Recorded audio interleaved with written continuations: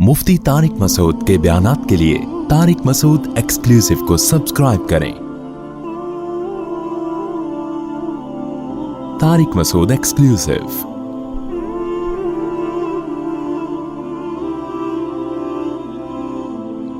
ये दो नमाजें इकट्ठी पढ़ने के मसला भी ऐसा ही है। बहुत ज्यादा हनफियों पे ना कीचड़ उछाला जाता है कि जब सही हदीस मौजूद है कि नबी सल्लल्लाहु अलैहि वसल्लम ने सफर में दो नमाजें इकट्ठी पढ़ी हैं, ज़ोहर असर को मिलाए मगरिब इशा को, तो हनफियों को ये करते हुए मौत क्यों आती है? समझते हो ये क्यों दो नमाजें इकट्ठी नहीं पढ़ते?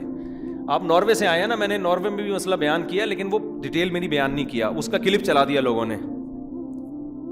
उसका क्या चला दिया? क्लिप चला दिया लोगों ने, तो फौरन कोई उसका जवाब रिकॉर्ड करवा देगा। तो मैं इसको थोड़ा सा कोशिश करूंगा 5-10 मिनट में खुलासा बयान करूं, लेकिन कोशिश करूंगा पूरी बात आ जाए। यहां भी वही काम हुआ है कि इमाम अबू हनीफा ने कुरान को क्या दी है? तरजीह दी है। देखो, कुरान के बारे में उसूल ये है कि दो नमाजें जमा करने के बारे में उसूल ये है कि हदीसों में जिनमें दो नमाजें जमा करने का तज़किरा आया है, तो जमा करने की दो सूरतें होती हैं। एक सूरत तो ये है कि सूरतन जमा किया जाए। सूरतन जमा का मतलब ये होता है कि आप ज़ोहर को आपने डिले किया, इतना डिले किया कि करीब था कि ज़ोहर क़ज़ा हो जाए, उस वक्त आपने ज़ोहर पढ़ ली और क़ज़ा होते ही आपने क्या पढ़ ली? असर पढ़ ली। तो देखने में क्या लगेगा? दो नमाजें इकट्ठी, ये भी जमा है। इमाम अबू हनीफा इस जमा करने के कायल हैं। समझते हो क्यों? इस तरह से जब हम हदीस में तावील करेंगे तो कुरान और हदीस क्या हो जाएंगे? आपस में जमा हो जाएंगे। और इस पर बहुत सारी अहादीस शाहिद भी हैं कि नबी ने ऐसे किया है। सहाबा से ये साबित है कि सहाबा किराम ने इस तरह से जमा किया है। तो अब एक बात समझें कि कुरान की वो आयतें या कुरान और सुन्नत के वो दलाइल जिनसे हमें पता चलता है कि एक नमाज को दूसरी नमाज के वक्त में दाखिल नहीं किया जाएगा, बल्कि हर नमाज का अल्लाह ने अलग से वक्त रखा है। कुरान की वो आयतें मुतावातिर भी हैं और उनका मफहूम भी बहुत वाज़ेह है, उनमें तावील की गुंजाइश नहीं है। इसको इस्तिलाह में कहते हैं क़तईयुद दलाला और क़तईयुस सुबूत। क़तई कहते हैं पक्की चीज को, दलालत का मतलब जो मफहूम है ना वो बिल्कुल क्या है? वाज़ेह है। मैं इसको आसान ज़बान में क़तईयुद दलाला और क़तईयुस सुबूत को आसान मिसाल से समझाता हूँ। क़तईयुद दलाला क़तईयुस सुबूत हैं, और हदीस जो जिसमें दो नमाजें इकट्ठे करने का तज़किरा है वो या तो क़तईयुद दलाला नहीं है, और जो क़तईयुद दलाला है वो क़तईयुस सुबूत नहीं है। अब क़तईयुद दलाला क्या होता है? क़तईयुस सुबूत होता है। वो एक हकीम साहब गए ना, उनके पास एक उर्दू अदीब का एक शख्स आ गया, अदब का, कहने लगा कि खुदूतान मैदा में कुछ हालत खाना जंगी सी हो रही है। असल में कहना चाहता पेट में दर्द हो रहा है। तो वो ज़्यादा गाढ़ी उर्दू थी, तो खुदूदा हकीम की इस खोपड़ी में नहीं आ रहा कि क्या कौन से मुल्क में जंग हो रही है। भाई शाम का सुना था, फ़िलिस्तीन का।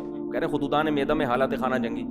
जब पेट की तरफ इशारा किया तो हकीम ने कहा कम वक्त ही बोलना, पेट में दर्द हो रहा है।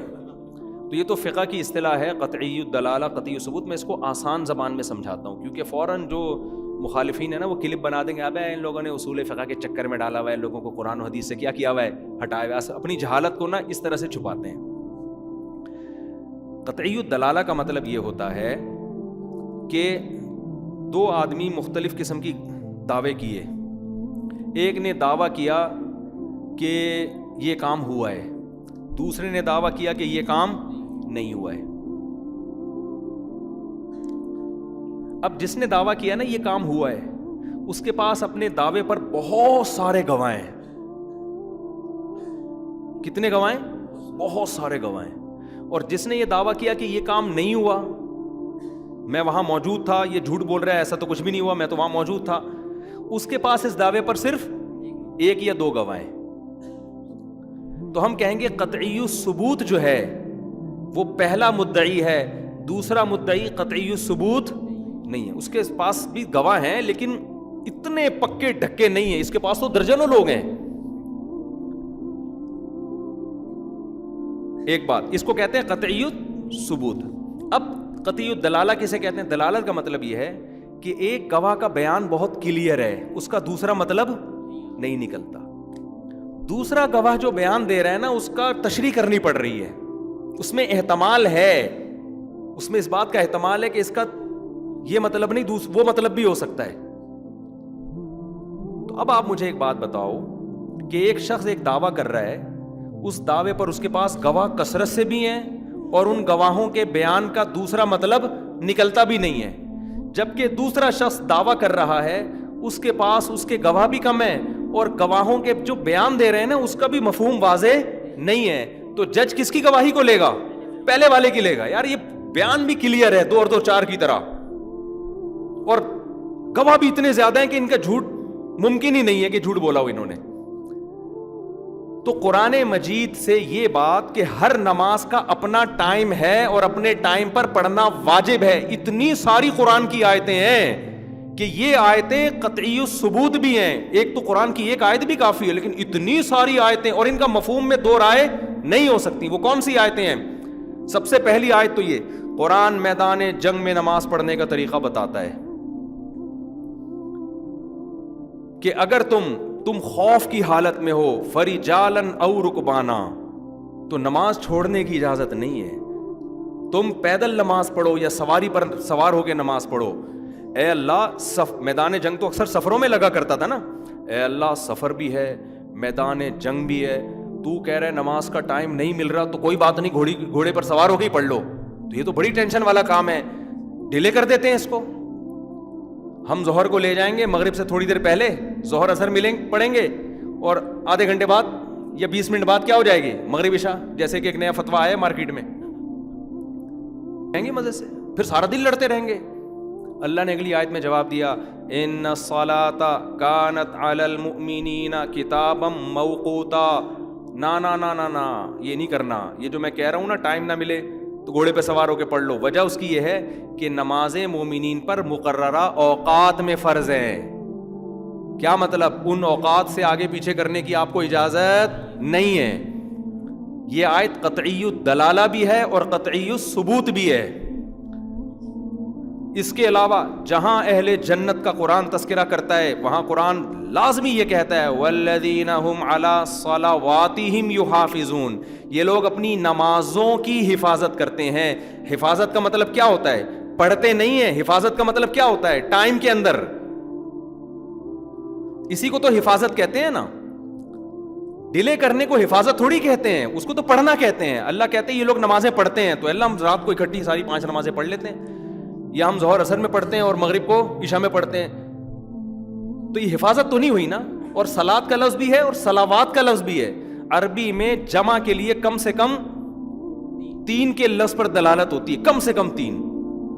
اور صلوات میں تو جمع قلت بھی نہیں ہے. یہ اس کا مطلب زیادہ نمازیں، تو 5 نمازیں مراد ہیں اس سے. تو 5 نمازوں کی یہ کیا کرتے ہیں؟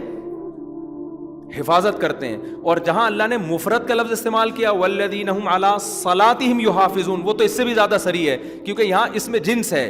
نماز یعنی جو 5 نمازیں ہم نے فرض کی ہیں ان کی یہ کیا کرتے ہیں؟ حفاظت کرتے ہیں. تو حفاظت حفاظت حفاظت درجنوں کئی جگہ قرآن میں یہ لفظ آیا ہے. اور قرآن یہاں سفر اور حضر میں فرق، ان الصلاۃ کانت علی المؤمنین کتابا موقوتا، تو متبادر تو یہی ہے کہ سفر کے بارے میں اور جہادی سفر کے بارے میں نازل ہوئی ہے. یہ نہیں آ رہی میرا خیال بات سمجھنے. تو امام صاحب کی نظر میں کہ اتنی واضح آیتیں ہیں جہاں بار بار حفاظت حفاظت حفاظت حفاظت کا تذکرہ کیا جا رہا ہے، یہ آیتیں قطعی الثبوت بھی ہیں اور قطعی الدلالہ بھی ہیں. جبکہ حدیثوں میں جو تذکرہ آتا ہے سفر میں 2 نمازیں آپ نے اکٹھی پڑھی ہیں، وہ یا تو قطعی الثبوت نہیں ہے یا قطعی الدلالہ نہیں ہے. جن نمازوں میں آتا ہے نا ظہر کو پراپر قضا کر کے اثر میں لے کر گئے ہیں، ان کی سند پہ کلام ہے. اور جن کی سند پہ کلام نہیں ہے ان میں یہ نہیں ہے کہ ظہر کو قضا کیا ہے، ان میں ہے کہ ظہر کو مؤخر کیا اثر تک اور اثر کو مقدم کیا ہے. سمجھتے ہو کہ نہیں سمجھتے ہو؟ تو اس لیے امام ابو حنیفہ کا موقف اس بارے میں احتیاط پر مبنی بھی ہے اور بہت مضبوط موقف ہے. یہی وجہ ہے کہ امام ابو حنیفہ کے جو 2 شاگرد ہیں نا، امام ابو یوسف اور امام محمد، انہوں نے بہت سے مسائل میں امام حنیفہ سے اختلاف کیا ہے. مجتہد تھے وہ بھی. اس مسئلے میں انہوں نے امام حنیفہ سے اختلاف نہیں کیا. دلائل بہت مضبوط ہیں. نہیں آ رہی میرا خیال ہے بات سمجھ میں.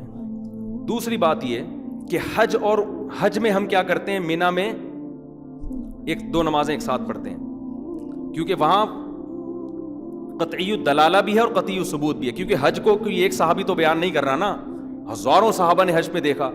تو جس سے بھی نقل ہے یہی ہے کہ آپ صلی اللہ علیہ وسلم نے مزدلفہ میں عرفات میں مغرب کو قضا کی آپ نے, اور یعنی عرفات میں آپ نے ظہر اثر ملا کے پڑھی ہے. تو اس کے تو بیانات اتنے ہیں کہ, اور حج کا ویسے بھی شریعت ہی سے یہ بات ثابت ہے کہ حج کے سارے ارکان ہی خلاف قیاس ہیں. تو وہاں اس کے ہم قائل ہیں کہ وہاں ظہر اثر اکٹھی پڑھی جائے گی, اور یہی اس کی دلیل ہے. دیکھو حج کی بھی کبھی تو سفر تھا نا نبی صلی اللہ علیہ وسلم کا, مدینہ سے چلے, کتنا لمبا مہینوں کا سفر تھا وہ, مکہ آئے اور حج کر کے گئے. راستے میں کہیں بھی آپ صلی اللہ علیہ وسلم نے 2 نمازیں اکٹھی پڑھی ہوتی تو صحابہ بیان کرتے نا اس کو اس طرح سے اکٹھی کہ بالکل واضح ہوتا کہ ظہر کو عصر میں یا عصر کو ظہر میں یا مغرب اور عشاء کو بالکل ملا کے. کہیں تو بیان ہوتا نا, بیان کہاں کیا جا رہا ہے؟ صرف مزدلفہ میں اور عرفات میں. سمجھتے ہو کہ نہیں سمجھتے؟ تو یہ تو میں نے بیسک خلاصہ بیان کیا ہے, اور بعض صحابہ سے یہ ثابت بھی ہے.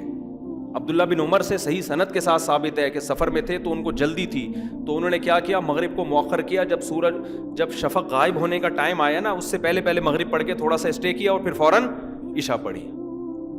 سمجھتے ہو کہ نہیں سمجھتے؟ تو اور ایک اور بات, بعض دفعہ ایک عقلی دلیل بھی دلیل ہوتی ہے. اصل تو قرآن و سنت کے دلائل ہیں, لیکن ایک عقلی بھی دلیل ہے. عقلی دلیل یہ ہے کہ اسلام نے سفر میں 4 رکعت کی 2 پڑھنے کی آپ کو رخصت دی ہے. یہ اسی وجہ سے دی ہے کہ نماز قضا نہ ہو. یہ سفر کی وجہ سے حرج ہوتا ہے نا, تو 4 کی کتنی کر دیں؟ 2 کر دیں. تو یہ حکمت ہے ہی اس لیے کہ یہ 2 کو بچاؤ. اگر قضا ہی کرنا ہوتا تو پھر ظاہر یہی ہے کہ پھر 4 کی 2 کرنے کی اجازت نہ ہوتی. یہ رخصت دی اسی وجہ سے گئی ہے تاکہ نماز کی کیا ہو جائے, حفاظت ہو جائے. کوئی یہ نہ کہہ سکے جی میں سفر میں اتنی ٹینشن میں کیسے نماز پڑھتا. اللہ نے کہا کوئی بات نہیں, آدھی معاف کر دی میں نے, ٹھیک ہے نا, 2 پڑھ لے تو اس لیے پھر بھی ہم تو دوسرے مجتہدین کا بھی احترام کرتے ہیں. ہم کہتے ہیں امام شافعی بھی برحق ہیں, لیکن بات یہ ہے کہ ہمارے جو مخالف لوگ ہیں نا, وہ سمجھتے ہیں دلیل اور قرآن و سنت صرف انہی کو آتا ہے, باقی جو آدھی امت جو امام ابو حنیفہ کو فالو کرتی آئی ہے, پہلے تو آدھی سے بھی زیادہ لوگ فالو کرتے تھے, اب 50% ہو گئے ہیں, تو یہ سارے کیا کر رہے ہیں؟ یہ معاذ اللہ یہ قرآن و سنت کے علاوہ کسی اور چیز پر عمل کر رہے ہیں. سمجھتے ہو کہ نہیں سمجھتے؟ تو احتیاط پر مبنی ہے. نماز کے بارے میں تو ویسے بھی احتیاط کا قول لینا چاہیے. اور آج کل کے سفر تو ویسے ہی اتنے آسان ہو گئے ہیں, اس میں تو شرم آ رہی ہوتی ہے اکٹھی کرتے ہوئے نمازوں کو, کیونکہ جو ائمت 2 نمازیں اکٹھے کرنے کے قائل بھی ہیں نا, وہ بھی اس کے ثواب ہونے کے قائل نہیں ہیں. وہ اس کے قائل ہیں کہ بہتر یہی ہے کہ 2 نمازیں اکٹھی نہ پڑھو. جبکہ ہم نے اپنے اہل حدیث بھائیوں کو دیکھا ہے عام طور پہ سفر میں ہمیشہ 2 نمازیں اکٹھی پڑھ رہے ہوں گے وہ, حالانکہ اس کا کوئی بھی قائل نہیں ہے. علامہ ابن قیم رحمۃ اللہ بھی یہ لکھتے ہیں, شیخ صالح العثیمین کا بھی یہ فتویٰ ہے کہ جو 2 نمازیں اکٹھی کرنے کا جو قول ہے نا, اس میں عزیمت نہیں ہے, یہ رخصت ہے. کیونکہ نبی صلی اللہ علیہ وسلم سے احیاناً یہ بات ثابت ہے. عام معمول آپ صلی اللہ علیہ وسلم کا ہر نماز اپنے وقت پر پڑھنے کا ہی تھا, سفر ہو یا حضر ہو. لیکن ہم اپنے اہل حدیث حضرات کو دیکھتے ہیں جو جن کا مجھ سے واسطہ پڑا ہے, ہمیشہ کیا کر رہے ہوتے ہیں؟ اکٹھی پڑھ رہے ہوتے ہیں. تو یہ کون سا, یہ بھی تو احتیاط کے بھی خلاف ہے, اور سنت جس کو آپ سنت کہتے ہیں اس کے بھی خلاف ہے. یہ سمجھتے ہو کہ نہیں سمجھتے؟ باقی 4 کی 2 پڑھنا وہ تو پھر ایک الگ ہے, کیونکہ ہمیں کوئی صریح حدیث نہیں ملتی کہ نبی صلی اللہ علیہ وسلم نے سفر میں کبھی 2 کی 4 پڑھی ہوں. تو اس لیے حناف تو اس کے قائل ہی نہیں ہے کہ سفر میں 2 کی 4 پڑھی جائیں. دیگر ائمہ کہتے ہیں 2 بھی پڑھ سکتے ہو, 4 بھی پڑھ سکتے ہو. تو وہ پھر ایک الگ دلائل کی دنیا ہے. تو میرا مقصد, جب میں کہاں سے بات لے کے چلا تھا کدھر کو نکل گئی, تو یہ ساری چیزوں کا میں سوچ رہا ہوں کہ ہم کب تک بیان کر کے اپنے سر کو گنجا کرتے رہیں گے. ایک نصاب تھوڑا سا مرتب کیا جائے اس زمانے کے لحاظ سے. اس کا مقصد یہ نہ ہو کہ سب کو حنفی بنانا ہے. ہم براڈ مائنڈیڈ لوگ ہیں, مسلمان ہو جاؤ, بھلے شافی بن جاؤ, مالکی بن جاؤ, ہماری صحت پہ کوئی فرق نہیں پڑتا. لیکن ہم فقہا کا طریقہ استدلال ضرور سکھائیں گے, تاکہ کوئی بھی مذہب طریقہ استدلال کے فقہا میں اختلاف ہوتا کیوں ہے, کن بیسس پر ہوتا ہے, تو وہ بیسس ہم انشاءاللہ ضرور کوشش کریں گے لوگوں کو بتائی جائیں, تاکہ کوئی بھی مذہب کے نام پہ منجن بیچنے کے لیے آ کے فقہا سے بدگمان کرے کہ امام مالک تو ہاتھ چھوڑ کے نماز پڑھتے تھے جبکہ حدیث میں ہاتھ باندھنے کا ذکر ہے, امام حنیفہ تو رفع الیدین کے قائل نہیں ہے جبکہ حدیث میں رفع الیدین کا تذکرہ ہے, اور جناب امام شافعی رحمۃ اللہ علیہ تو قنوت نازلہ کے قائل ہیں فجر میں جبکہ حدیث میں تو آتا ہے کہ وہ منسوخ ہے. تو یہ موٹے موٹے جو فقہا کے اصول ہیں نا, تاکہ لوگ بدگمان نہ ہوں فقہا سے, ان کو پتا ہو کہ بھائی سب کے اپنے اپنے دلائل ہوتے ہیں, جو جس کو بھی فالو کرے گا وہ قرآن و سنت ہی کو فالو کرے گا. تو یہ اچھا, ان باتوں پہ لوگ ہمیں کہتے ہیں فرقہ پرست, حالانکہ ہم مخالف کے لیے ظرف بڑا کر رہے ہیں اور ہمارا مخالف ہمارے لیے ظرف بڑا نہیں کرتا. وہ کہتے ہیں میں صرف قرآن حدیث کو مانتا ہوں, باقی سب منجن بیچ رہے ہیں. تو فرقہ پرست کون ہوا؟ نام رکھنے سے تھوڑی پتہ چلتا ہے. ایک آدمی چوریاں کر رہا ہے, ڈکیتیاں کر رہا ہے, امن خراب کر رہا ہے, نام پولیس خان رکھا ہوا ہے اس نے, اور پولیس کو ڈاکو کہہ رہا ہے وہ. تو یہی ہو رہا ہے. جو آدمی کم بخت یوٹیوب پہ اٹھ کے سب سے زیادہ مسلمانوں میں نفرتیں پھیلا رہا ہو, فرقہ پرستی کی آگ میں جھونک رہا ہو, اس کو لوگ کہتے ہیں یہ فرقوں کی دکان بند کر رہا ہے. اور جو براڈ مائنڈیڈ ہو وہ کہتا ہے یار کوئی شافی اگر رفع الیدین کرتا ہے تو بھی ٹھیک ہے, ٹھیک ہے جی, کوئی مالکی اگر ہاتھ چھوڑ کے نماز پڑھتا ہے تو بھی, کیونکہ دلائل سب کے پاس ہیں. ہم تو شافیوں کو بھی ٹھیک کہتے ہیں نا, مالکیہ کو بھی ٹھیک کہتے ہیں, تو ہم فرقہ پرست کہاں سے ہو گئے؟ تو ان کو لوگ کیا کہتے ہیں, یہ اپنے فرقوں کی دکان چلا رہے ہیں. تبھی آپ دیکھ لیں یہ جو فرقوں کے خلاف چل رہے ہیں نا, یعنی جو دعویٰ یہ کر رہے ہیں کہ ہم فرقوں کی دکان بند کر رہے ہیں, ان کو دنیا میں کوئی نہیں لفٹ کراتا. یوٹیوب کی حد تک تو یہ دنیا میں مشہور ہوں گے, لیکن دنیا میں اس فرقے کے لوگ, کیونکہ ابھی نیا فرقہ لانچ ہوا ہے نا, مارکیٹ میں ہے ہی نہیں, ٹھیک ہے نا, تو عملاً کہیں ان کا کہیں بھی نہیں ہے. یعنی عملاً کہیں کسی مسجد میں جائیں گے تو 6 آدمی بھی اکٹھے نہیں ہو سکتے, کیونکہ جن کی دکان کا یہ دعویٰ کر رہے ہیں کہ بند کرنے, دنیا میں پھیلے ہوئے وہی ہیں. صحیح ہے نا, دنیا میں پھیلے ہوئے کیا ہیں. میں تو حیران ہوتا ہوں یار, ہم جب یوٹیوب پہ دیکھتے ہیں تو اتنی ویورشپ بہت زیادہ نہیں ملتی ہمیں, جب دنیا میں جاتے ہیں تو یار ساری دنیا سے لوگ آ رہے ہیں. میں پشاور میں گیا, پاؤں رکھنا ممکن ہو گیا, ناممکن ہو گیا مسجد میں, لگ رہا تھا آدھا پشاور آ گیا ہے. کیوں؟ وجہ اس کی ہے کہ پشاور میں جو 1200 سال پہلے اسلام آیا نا, ہم اسی اسلام کو پروموٹ کرنے گئے وہاں پہ. آپ جو فرقوں کی دکان کے بند کرنے کا دعویٰ کر رہے ہو کہ نیا فرقہ لا رہے ہو جو ابھی تک پشاور میں لانچ ہوا ہی نہیں ہے, وہ اسلام 15ویں صدی میں آ رہا ہے. نہ وہ لاہور میں وہ اسلام, نہ وہ پشاور میں, نہ وہ خانیوال میں, نہ وہ چیچا وطنی میں, نہ وہ کراچی میں. یوٹیوب پہ کچھ لوگ ہوتے ہیں جو پوری دنیا سے, کچھ جن کے پاس علم نہیں ہوتا وہ اکٹھے ہوتے ہیں, تو ان کی ویورشپ دیکھ کے لوگ سمجھتے ہیں کہ ماشاءاللہ ان کا کراؤڈ کیا ہے. جب آپ مارکیٹ میں جاؤ گے تو کراؤڈ نام کی کوئی چیز نہیں ملے گی. سمجھتے نہیں ہو بات کو, میرا خیال ہے نکل پڑتے ہو رات کو. جب سمجھو گے بات, پڑھتے نہیں ہو رات کو, نکل پڑتے نہیں, پڑھتے نہیں ہو رات کو, تو کیسے سمجھو گے بات کو؟ اسٹریٹ مطالعے کا ذوق ختم ہو گیا نا مارکیٹ میں. تو میں تو پشاور گیا, میں نے ان سے بولا بھائی جو 1200 سال پہلے اسلام آیا تھا نا پشاور والوں, وہ اصل اسلام تھا. 15ویں صدی میں کوئی نئی قرآن و سنت کے نام پہ کوئی نئی چیز لے کر آ رہا ہے تو اس کو مسترد کر دو. بولو الو بنا رہا ہے, وہ جو آ گیا تھا نا وہی والا ہے اصل. ایسا نہیں ہو سکتا کہ 1200 سال سے پشاور والے گھاس کھا رہے ہوں, اب آ کے ان کو کوئی اسلام بتا رہا ہو کہ اوریجنل تو سچی مچی کا یہ ہے. ایک صاحب کہنے لگے ہمارا مسلک پشاور میں, یہ یہاں سے ہم نے سنا, یہ جو دماغ گیا نا, ایک صاحب کہنے لگے اب ہمارا مسلک پشاور میں بہت تیزی سے پھیل رہا ہے. ایک دوسرا بندہ کھڑا ہوا تھا, اس نے کہا اب کیا پھیل رہا ہے پشاور میں, اسلام تو 1200-1300 سال پہلے آیا ہے یار, یہ اب کیا پھیل رہا ہے وہی. اور جو پشاور میں 1200 سال پہلے اسلام آیا, کراچی میں بھی وہی آیا, دہلی میں بھی وہی آیا, سہارنپور میں بھی وہی آیا, کلکتہ میں بھی وہی آیا. تو یہ نئی چیز جو مارکیٹ میں آ رہی ہے, کتنا خوبصورت لیبل لگائے, تو اس کو سائڈ پہ کر دو. یہ کوئی, ہاں جو اسلام 1200 سال پہلے آیا تھا اصل تو وہی ہے, کچھ بدعتیں شامل ہوتی رہی ہیں, کبھی آئیں پھر وہ نکل گئی. بدعت کبھی بھی کنٹینیو صدیوں تک چلتی نہیں ہے. تو جو نئی نئی چیزیں آ رہی ہیں ان کو ہٹاتے رہو. پورا یہی چینج کر دو کہ یہ سارے علمائی غلط ہیں, یہ فقہی غلط ہے. تو میرے بھائی غیر مسلم بولے گا 1200 سال میں نہیں آیا تو اب پتہ نہیں. جیسے اسلامی خلافتیں جتنی ہیں نا, بعض لوگ کہتے ہیں ساری خلافتیں غلط تھیں. امام احمد بن حنبل نے یہ فتویٰ اس لیے دیا کہ فقہ حنفی کی حکومت تھی, اس کے روب میں آ گئے. اس کا مطلب امام احمد بن حنبل جو 1300 سال تقریباً پرانی بات, اس وقت کس کی حکومت تھی؟ خلافت فقہ حنفی کی تھی. تو اوریجنل اسلام تھا نا. اس وقت اللہ نے غلط لوگوں کو حکومت دے دی تھی. تو کہیں شافی لوگوں کی حکومت رہی ہے, کہیں مالکیہ کی حکومت رہی ہے, اندلس کی طرف مالکیہ, فقہ مالکیہ تھا. تو یہی رہے ہیں سارا. حرم میں کہتے ہیں نا 4 مصلے تھے, غلط تھے, ہم 4 مصلوں کے قائل نہیں ہیں, اور ساری دنیا اس پہ متفق بھی نہیں تھی. لیکن 5واں پھر بھی نہیں تھا, اس لیے کہ مسلمانوں کی نمائندگی 4 مصلوں میں ہی سمجھی جا رہی تھی اس وقت. 5ویں نے کیوں اپلیکیشن نہیں لکھی کہ میرا بھی ہونا چاہیے, تھا ہی نہیں آئی میرا خیال ہے بات سمجھ میں. تو کوئی تھا ہی نہیں پانچواں. تو ان کی شیعہ لوگ تھے لیکن ان کو نمائندگی نہیں دی گئی, ان کو اہل سنت والجماعت سے خارج سمجھا گیا. انہوں نے کہا نہیں بھائی یہ حرم اہل سنت والجماعت کا ہے.